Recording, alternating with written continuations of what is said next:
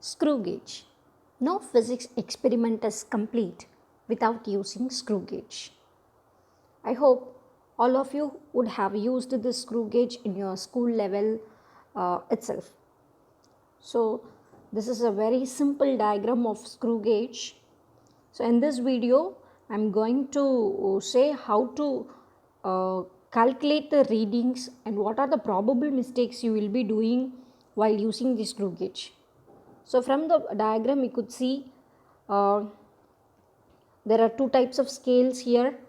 One is the main scale and other one is a circular scale. The main scale we call it as a pitch scale and the circular scale we call it as a head scale. So here you have two jaws. Between the two jaws we insert the object there.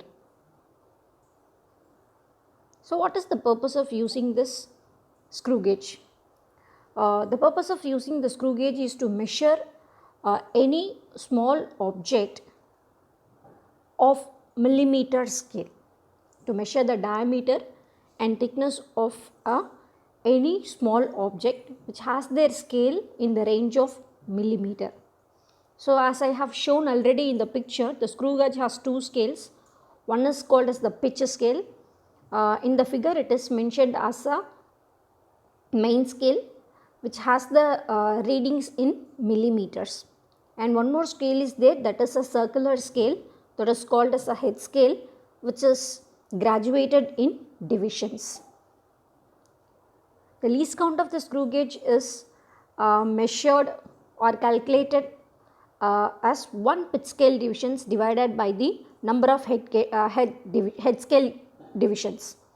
So one pitch scale division is 1 millimeter. So the number of head scale divisions in the screw gauge is 100. So it is 1 divided by 100 is 0.01 millimeter or 0.01 into 10 power minus 3 meters. So what is this least count? Least count is the least reading we can measure it using the screw gauge. Okay, so it is 0.01 into 10 to the power of minus 3 meters. So all these details you would be knowing already. So I wanted to give a special attention to errors where the students will make probable many mistakes.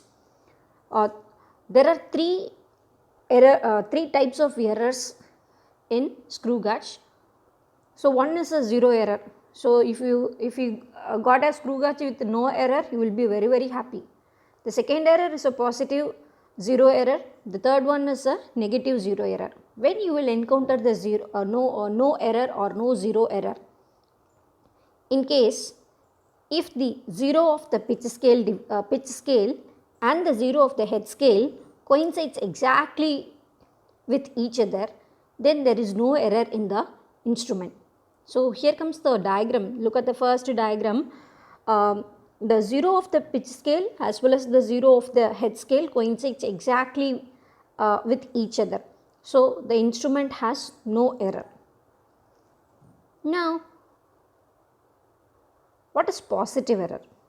In case the zero of the head scale goes below the pitch scale, zero of the pitch scale, then the error is positive.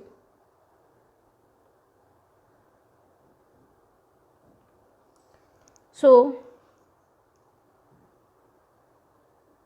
for positive error, the error correction is negative. Okay, so how to correct the error in the taken readings?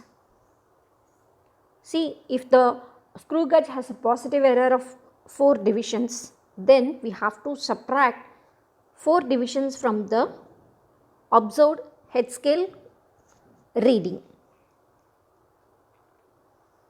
Next is the negative error.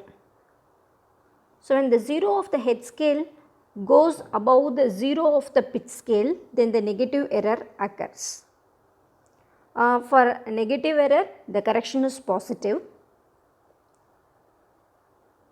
For example, a screw gauge has a negative error of 4 divisions, then you have to add 4 divisions to the observed head scale coincidence. The one method of easily identifying the positive error and the negative error is, if the error is positive, the 0 of the pitch scale will coincide with some numbers between 0 to 10. So, then the error is a positive. If the 0 of the pitch scale coincides with some numbers like 98, 95, 97 and all, then it is a negative error. So, if you get a negative error of 96, you have to subtract that 96 from the 100. Okay. So, your error will be minus 4, that is negative error of 4 divisions, that you have to add to the observed head scale reading. So, this is the table of a screw gauge. The first one is the pitch scale reading, where you have to enter the pitch scale reading. The second is head scale coincidence. The third column is corrected head scale coincidence. This is done by subtracting the 0 corrections, maybe a positive correction or negative correction.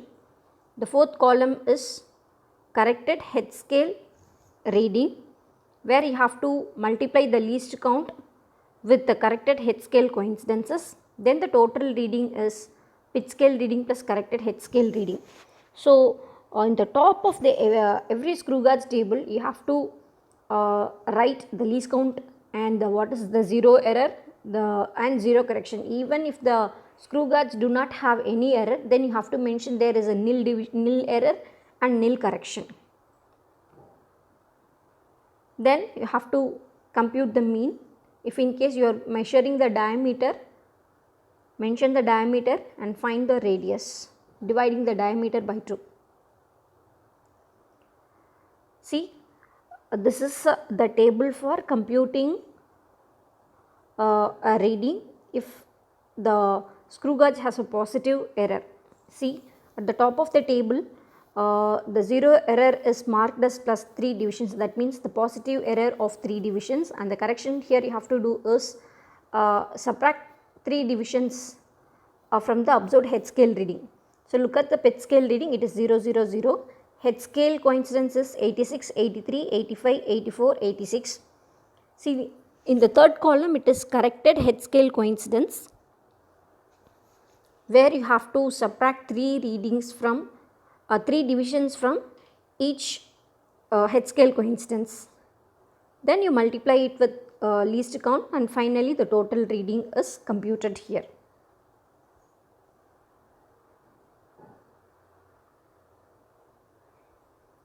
So, next is an example how a negative error and negative correction is applied. For example, if a screw gauge has a negative error of 3 division, that is if the screw gauge, the 0 of the pitch scale shows 97 divisions of the head scale coincidence head scale, then it is 100 minus 97.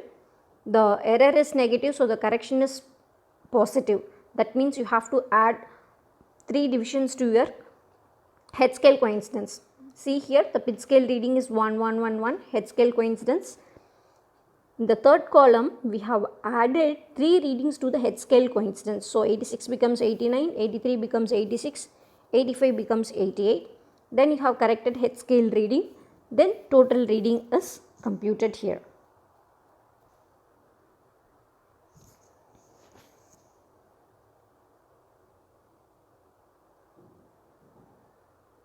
Okay.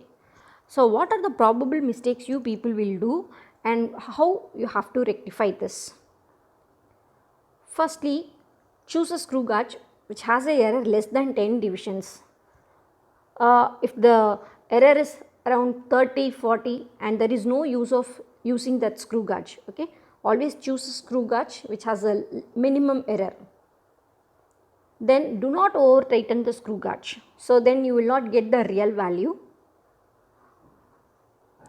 You have to take the readings where the object is uniform. For example, if you are finding the thickness of a scale, so at some point the scale may be damaged at the corners, so you have to take the readings or you have to fix the screw gauge where the scale is uniform.